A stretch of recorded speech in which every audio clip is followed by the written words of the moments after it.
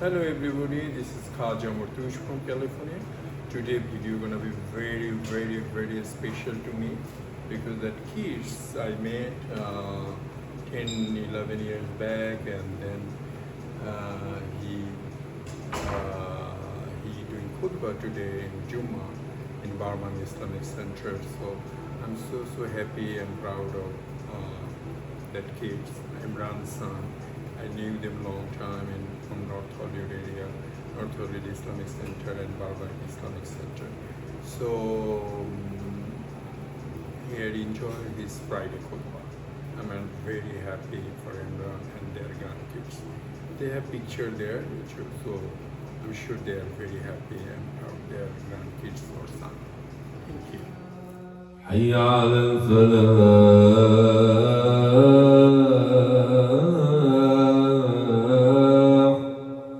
الله أكبر الله أكبر لا إله إلا الله الله أكبر الله أكبر الله أكبر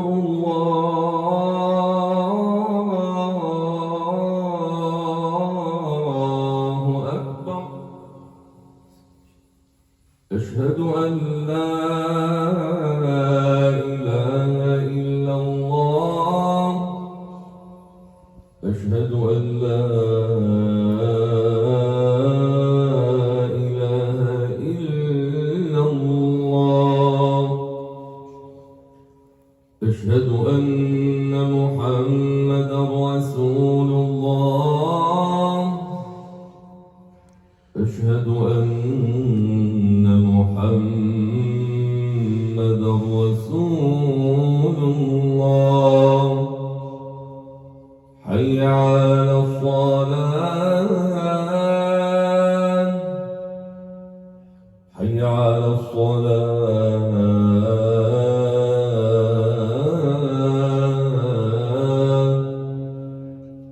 حي على الفلاح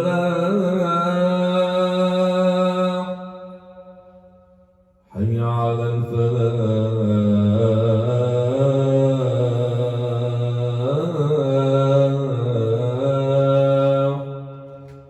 الله أكبر الله أكبر لا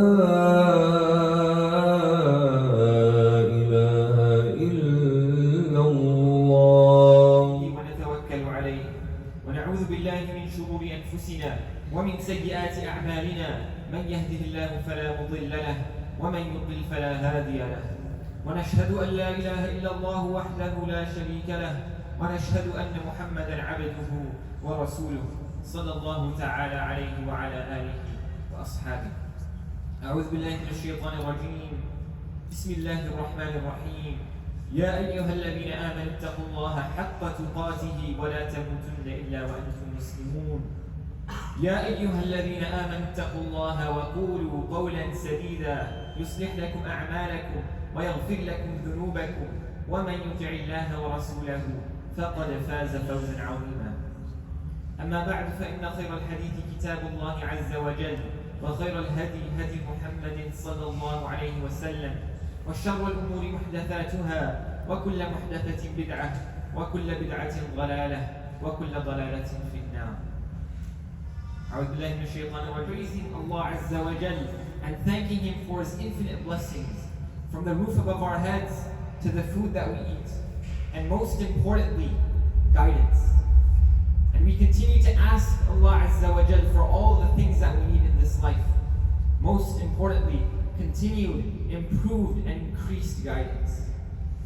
We begin by asking Allah Azza wa Jal to send His peace and salutations upon Rasulullah sallallahu alayhi wa sallam, who's our role model and our leader.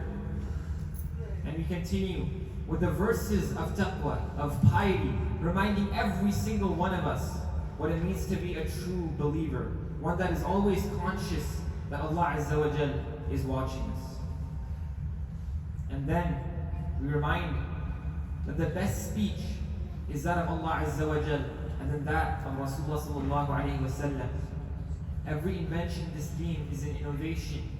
every innovation leads astray, and everything that leads astray will end up in the hellfire. May Allah Azza wa Jal protect us from it. Inshallah, today I want to talk about building our community in the mold of Madinah al-Munawwarah.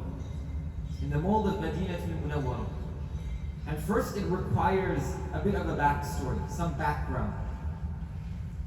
Rasulullah sallallahu alayhi wa sallam, once he received the message at the age of 40 years, when he received the revelation, he stayed in Mecca for a period of 13 years. And in Mecca, after he went public with the message of Islam, him and the Sahaba faced oppression, verbal abuse, physical abuse every single day. And it got to a point where Rasulullah sallallahu alaihi wasallam, he knew that there was no hope for the people of Mecca at this time.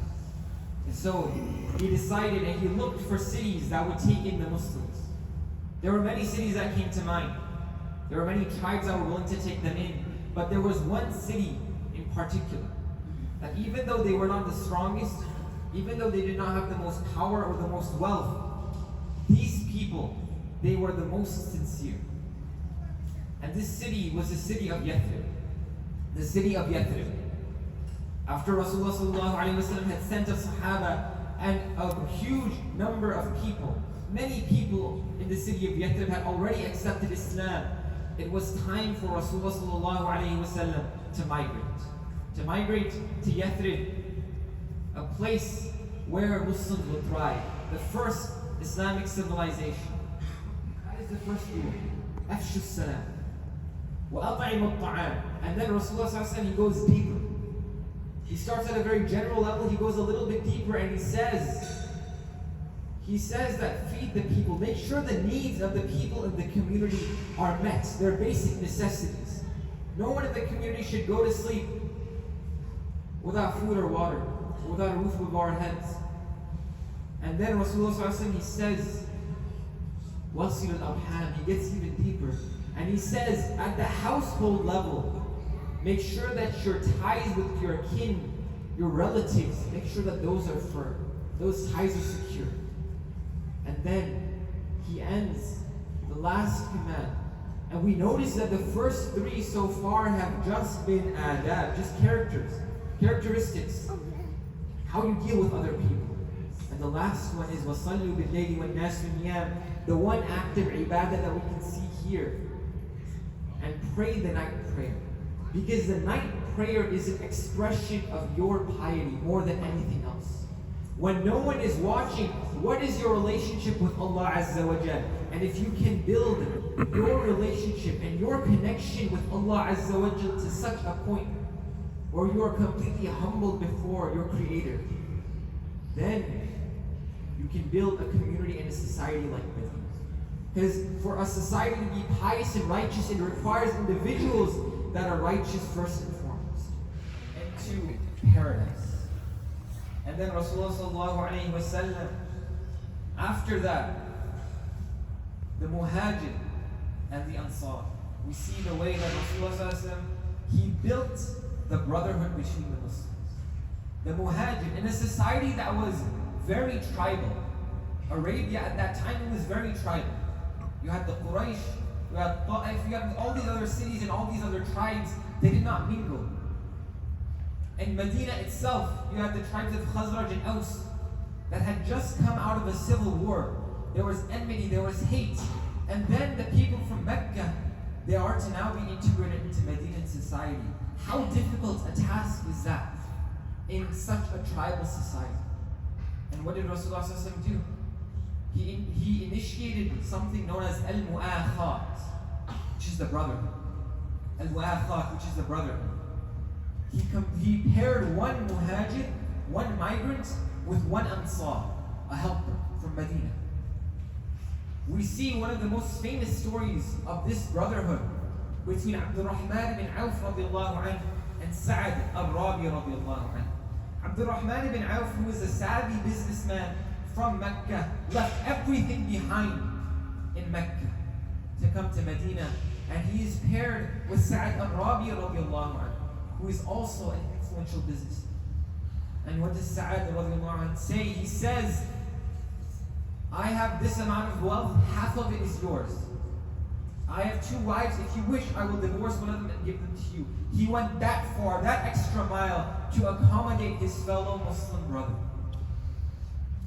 And what does Abdurrahman ibn Auf radiallahu anh say? He says, there's no need for that, just direct me towards the marketplace. Tell me how the market works. That was the generosity that the Muslims at that time had.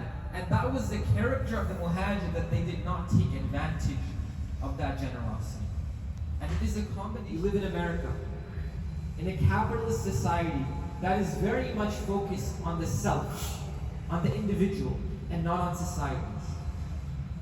For example, in economics over here, the economic model is based on a person, right? The person that they have to show how economic activity is. They call this person the Homo economicus, the self-optimizing individual that is just focused on himself and growing himself and making more money and being more successful.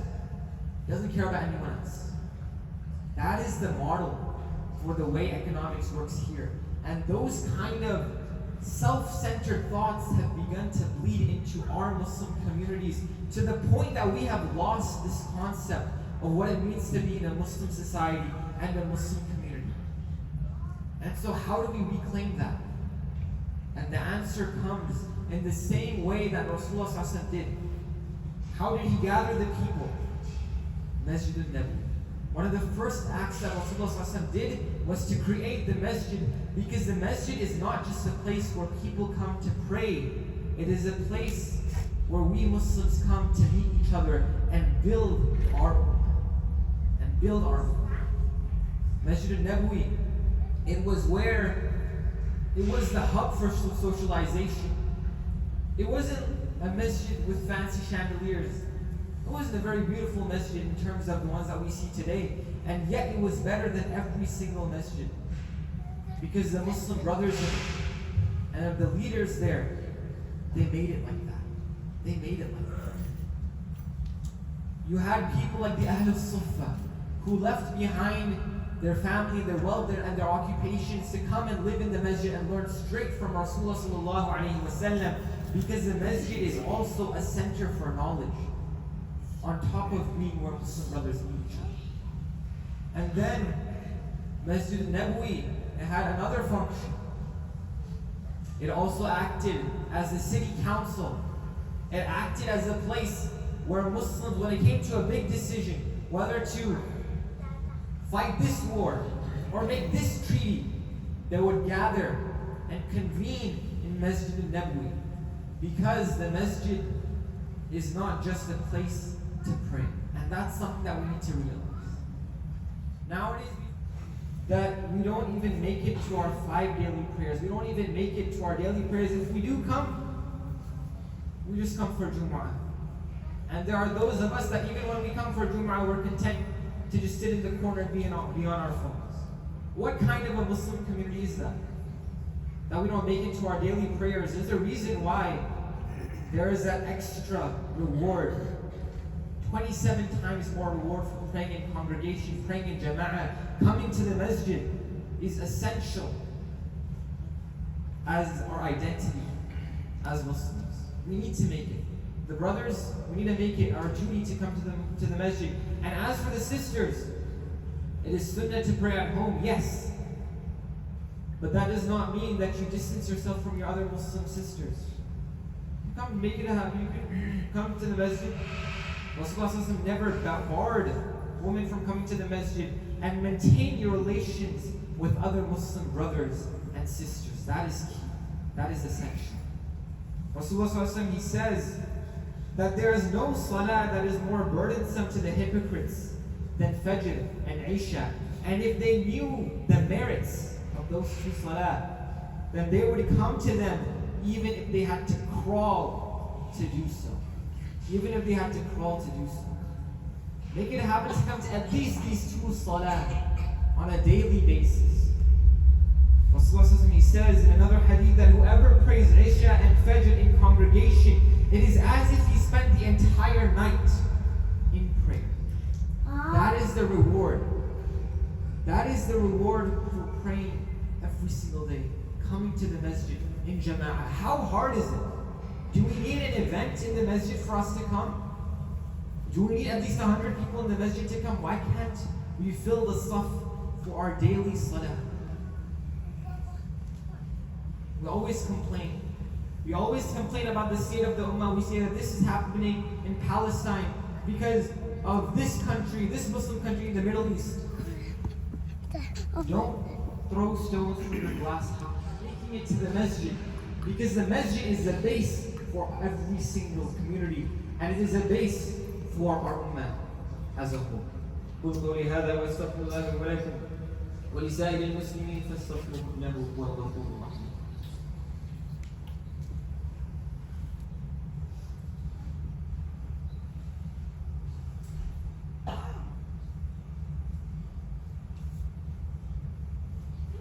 بسم الله والصلاة والسلام على رسول الله وعلى آله وصحبه أجمعين ومن تبعهم بإحسان إلى يوم الدين. Allah Azza wa Jal says, Sab'atun will be under the shade of Allah Azza wa Jal on that day when there will be no shade except His. He says, Sab'atun yudhilluhum Allah Ta'ala fi dhillihi yawma la dhilla illa dhilluh. One of the categories of people who will be under the shade of Allah Azza wa Jal on that scorching day when the sun will be brought so close and people will be drowning in their sweat. One of those people, رَجُلٌ قَلْبُهُ مُعَلَّقٌ بِالْمَسَاجِدِ. One of those people is the one whose heart is attached to the masjid. A man whose heart is attached to the masjid. And the word mu'allaq, alaqa is the same word, those same words are used to describe the clot that clings from the womb. We need to have that intimate connection with our masjid. It should be our second home. That is a relationship that we need to have with the masjid and with our Muslim brothers. And on top of that, when it comes to our community, it's not just enough to just be in our masjids. We also need to have an acute understanding of the Muslim ummah as a whole. Other communities, other Muslimin around the world, how are they doing? How are they doing? Around the world today, you look at the Muslim ummah and it's so fragmented. You have people, our Muslim brothers and sisters all around the world are being oppressed. We know about Palestine, we know about Gaza, but how much do we know about what's happening to the Uyghur Muslims in China or the Muslims in India, where masajid are being destroyed?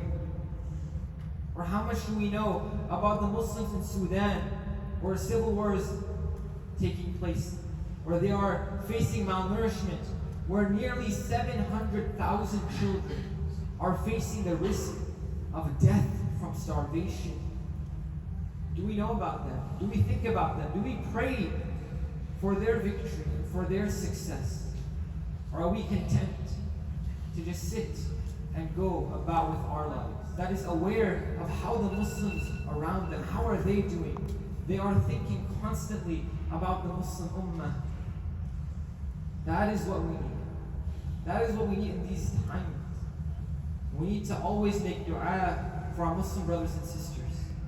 Those in Kashmir, those in China, those in Sudan, those in Yemen, all around the world who are facing oppression just because they say La ilaha illallah Muhammadur Rasulullah. And the way to do that is for us to build our connection with our masajid at the very basic level. Just as Rasulullah sallallahu alayhi wa sallam did in Medina, he worked on eliminating the hatred that they had for each other. And he eliminated that completely to the point where an Aus, a Muslim from the tribe of Aus, would die for him, for his Muslim brother from the Khazraj. Whereas just before Islam, they were at each other's throats. They would go to any length to kill each other. That Muslims from the Ansar who had never met a single muhajir would sacrifice their wealth and their homes for them. For them. That is the level of unity that the Muslims of Medina have. And in order for us to reach that level, or even a fraction of that level, it requires a commitment from every single one of us to come to the masjid and to build our ties with our Muslim brother. When you see a Muslim in the masjid and you've never seen them before, and they're sitting by themselves and they don't know anyone, and it's clear that they're new, make sure to greet them. Say salam. Ya ayyuhan nas, afshu salam. Spread the peace. What's the easiest way that you can spread the peace in the community? Say salam. Assalamu alaikum wa rahmatullahi wa barakatuh. Introduce yourself. Ask them how they've been. Is that not the least that we can do for our Muslim brothers? Take care of their needs. Accommodate them. A Muslim brother has financial issues, or they have issues with their home. They're in need of advice. Don't brush them off. Listen to them. Take care of them. Muslim brothers and sisters, if you don't come to the masjid often, make it a habit now to do so. Make it a habit now to come to the masjid at the very least for Fajr and for Isha, because the reward for them, if we knew what the reward for that was, we would crawl on our knees to be there. We would crawl on our knees to get to the masjid. So this is something, is that yes, it is important. Events in the masjid are important. Bring the community together is important. Indeed. However, coming to the masjid for salah and just being there for your Muslim brother and sister, that can be done even without events. That can be done even without events. And it requires a commitment and sincerity on behalf of every single Muslim brother and from the leaders to make that shift from the world that we live in that is centered on the self to one in which we are always thinking about our Muslim brother. How is he doing? Our Muslim brothers and our Muslim sisters. Allah Azza wa Jal, we ask that you make our hearts attached to the masjid. Allah Azza wa Jal, we ask that you give us shade on that day on which there is no shade except for your shade. Allah Azza wa Jal, we ask that you bring our youth close to the masjid. Allah Azza wa Jal, we ask that you make our leadership such that they call our people to the masjid and that you make our hearts firm on this need. Ya Allah Azza wa Jal. Allah Azza wa Jal, we ask that you grant victory and independence to the people of Gaza. Allah Azza wa Jal, we ask that you free those that are being oppressed all around the world. From Kashmir to Sudan to India, Middle East, Asia, all around the world. Oh Allah Azza wa Jal, make the matters of the believers easy. إن الله وملائكته يصلون على النبي يا أيها الذين آمنوا صلوا عليه وسلموا تسليما إن الله يأمر بالعدل والإحسان وإيتاء ذي القربى وينهى عن الفحشاء والمنكر والبغي يعظكم لعلكم تذكرون اذكروا الله يذكركم واشكروه على نعمه يزدكم ولذكر الله أكبر والله يعلم ما تصنعون وأقيموا الصلاة. And we need to come together so we can become a stronger community, inshallah. So please, Ramadan is coming, and by next week, inshallah, we're going to have the calendar for the sponsoring of the Hey, Assalamu alaikum. Inshallah, we can be a lot of people asked me today, so I said, inshallah, ছেলেটা সম্পর্কে বলতেছিল বুঝছো and record করো